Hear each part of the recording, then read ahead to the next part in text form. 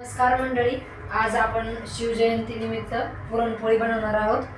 तर त्यासाठी बघा आपण पुरणपोळी कशी बनवणार आहोत. हा घेतलेला आहे सुपारी एवढा उंडा पिठाचा. आता त्यामध्ये जेवढं मावेल तेवढं पुरण घालून घेणार आहोत.